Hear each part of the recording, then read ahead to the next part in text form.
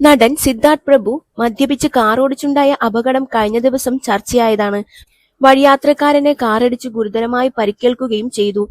ചുറ്റും കൂടിയവർക്കു നേരെ സിദ്ധാർത്ഥ് അക്രമാസക്തനാകുകയും അസഭ്യം പറയുകയും ചെയ്തെന്നാണ് ദൃക്സാക്ഷികൾ പറഞ്ഞത്. സിദ്ധാർത്ഥിനെ ഇവർ കെട്ടിയിടുകയും ചെയ്തു.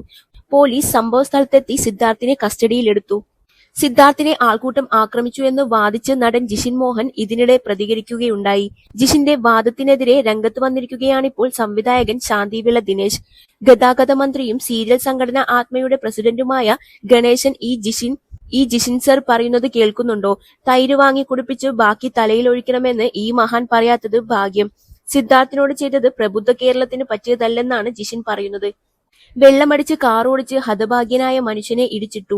അതിന് ഫലേബേഷ് എന്ന് പറയുന്ന നാട്ടുകാരുമുണ്ടായിരുന്നെങ്കിൽ ഈ ജിഷിനെന്ന മഹാന് നല്ല കേരളമായേനെ.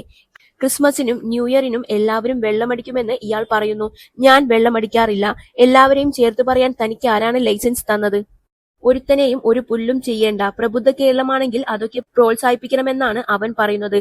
ഈ കിഴങ്ങനൊക്കെ എങ്ങനെ കലാകാരനായി എന്നാണ് ഞാൻ ആലോചിക്കുന്നതെന്നും ശാന്തിവിള ദിനേശ് തുറന്നടിച്ചു. അമ്മയെ തല്ലിയാലും രണ്ട് പക്ഷമുള്ള നാടാണ് കേരളമെന്നും ശാന്തിവിള ദിനേശ് വിമർശിച്ചു. തന്റെ യൂട്യൂബ് ചാനലിൽ സംസാരിക്കുകയായിരുന്നു ശാന്തിവിള ദിനേശ്. കഴുത്തു പിടിച്ച് ഞെരിച്ച് റോഡിലിട്ട് ചവിട്ടുന്നു. ഇതാണോ പ്രബുദ്ധ കേരളം?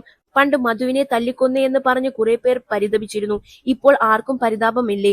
അവനൊരു ആർട്ടിസ്റ്റാണ്, അവനൊരു സെലിബ്രിറ്റിയാണ്, അപ്പോൾ ചവിട്ടി താഴ്ത്തണം. അവൻ അങ്ങനെ ചെയ്തത് കൊണ്ടല്ലേ എന്ന് കുറെ പേർ പറയുമായിരിക്കും. ഇവിടെ പോലീസും കേസും കോടതിയൊന്നുമില്ലേ? ലോകത്തിൽ ആദ്യമായി മദ്യപിച്ച് വണ്ടിയോടിച്ച ആളൊന്നുമല്ല സിദ്ധാർത്ഥ്. ക്രിസ്മസ് ന്യൂ ഇയർ സമയത്ത് മിക്കവാറും എല്ലാവരും മദ്യപിച്ചായിരിക്കും വണ്ടിയോടിക്കുന്നത്. അത് നല്ലതെന്നല്ല ഞാൻ പറയുന്നത്. പക്ഷെ പ്രതികരിക്കേണ്ടത് ഇങ്ങനെയല്ല. ഒരാളെ ചവിട്ടിക്കൂട്ടിയല്ല പ്രതികരിക്കേണ്ടത്. നാണമില്ലേ കേരളത്തിലെ ജനങ്ങളെ? ഇതിനൊന്നും പ്രതികരിക്കാൻ ആളില്ല. കാരണം അവൻ ആർട്ടിസ്റ്റാണ്. ലജ്ജ തോന്നുന്നു എന്നാണ് ജിഷിൻ മോഹൻ പറയുന്നത്.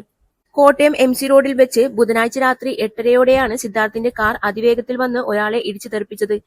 ഫ്ലവേഴ്സ് ടിവിയിലെ ഉപ്പുമുളകും എന്ന സിറ്റ്കോമിലാണ് സിദ്ധാർത്ഥ് ഇപ്പോൾ അഭിനയിച്ചുകൊണ്ടിരിക്കുന്നത്.